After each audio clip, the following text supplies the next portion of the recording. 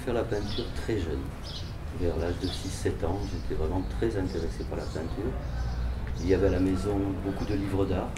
Mon papa avait beaucoup de livres. Moi, je viens d'une région en France vraiment très agricole, très rurale, donc pas beaucoup de possibilités de voir d'exposition.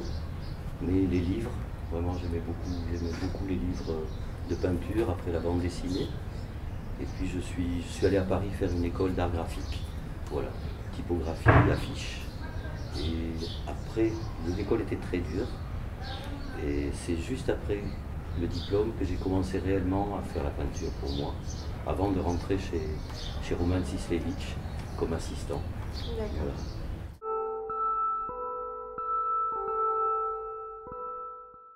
Oui, c'était organisé par l'université de Bayreuth en Allemagne, qui a un département africain depuis une trentaine d'années, qui sont les premiers à s'être intéressés à la culture populaire, à l'art populaire africain et aux artistes contemporains, bien avant les Français.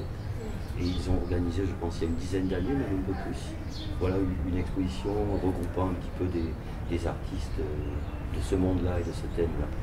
Donc j'ai été sélectionné. Et c'est vrai que l'exposition est partie à Francfort, à Bruxelles et je crois à Paris aussi.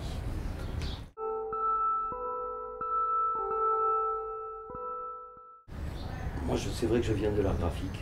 Ça se voit aussi dans ma peinture, mais comme pas mal de peintres américains ou anglo-saxons qui ont démarré par des écoles d'art visuel plutôt que des académies de beaux-arts. Et travailler chez Cislewicz, en fait, je faisais beaucoup d'art graphique pour lui.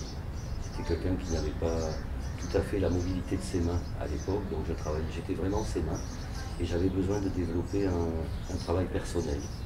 Je ne pouvais pas avoir à côté des travaux de commande en graphisme, parce que je travaillais 6 jours sur 7 chez lui. Et ça m'a permis justement de développer mon travail de peinture et il m'a beaucoup soutenu dans cette démarche. Voilà. On travaillait ensemble, mais c'est quelqu'un qui m'a beaucoup soutenu pour la peinture. Voilà.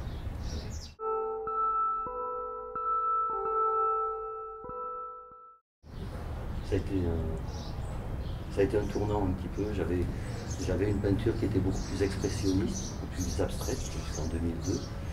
Et je suis arrivé à un moment où j'avais cette facilité de produire ces images, qui n'étaient pas tout le temps très bonnes à ma satisfaction. Et j'ai voulu me remettre à la peinture.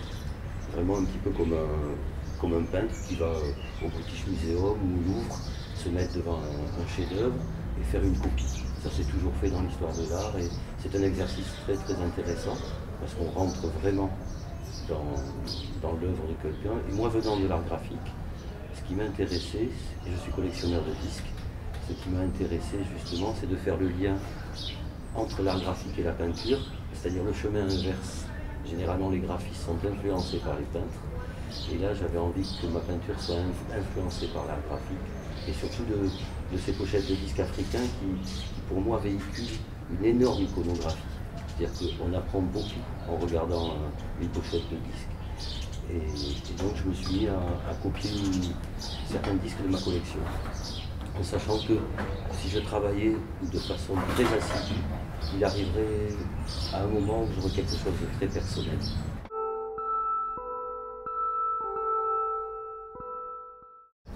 Oh, ça fait très longtemps, ça fait une trentaine d'années. Voilà, c'est une de mes premières fiancées qui était africaine. Et on écoutait ça à la maison. Son papa amenait des disques. Donc voilà, et puis c'est une musique. Moi j'ai toujours aimé le jazz, beaucoup la musique brésilienne, le reggae.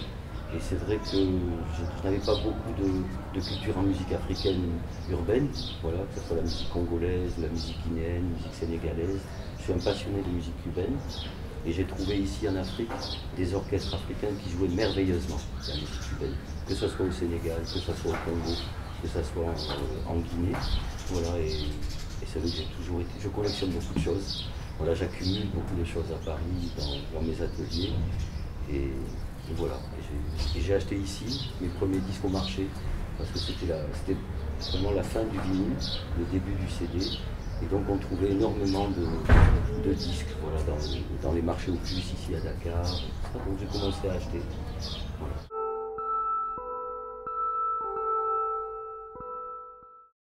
J'ai un attachement profond pour Dakar. C'est une ville que j'aime beaucoup. C'est une ville aussi qui a toujours su accueillir des artistes depuis les indépendances, depuis Senghor.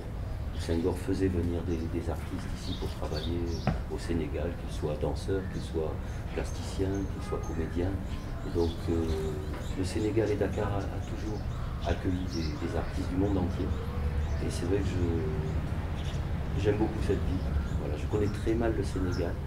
Ça fait 28 ans que je viens ici. Et c'est une ville qui m'inspire pour plein de choses. À la fois, c'est une des plus belles lumières d'Afrique. Et j'aime beaucoup les gens ici. Et c'est une ville fascinante parce que c'est comme ces villes nouvelles, ces villes qui ont une 150-200 ans, un petit peu comme les grandes villes américaines, comme toutes les capitales africaines. C'est des villes qui sont en perpétuel mouvement, qui ont un passé très récent, différent de ces vieilles villes françaises de notre vieille Europe, où là on a des fois 1000 ans d'histoire qui pèsent un peu trop d'ailleurs. Et justement là, c'est cette évolution, cette ville qui devient tout à fait tentaculaire, complètement anarchique, et c'est quelque chose de très, très intéressant pour moi. Et si on sait regarder, il y a de très beaux bâtiments. Vraiment, que ce soit d'architecture sahélienne ou d'architecture européenne, voilà, des années 40, 50. Malheureusement, beaucoup se détruisent pour faire place à des immeubles modernes, mais il reste encore de très beaux chefs-d'œuvre d'architecture.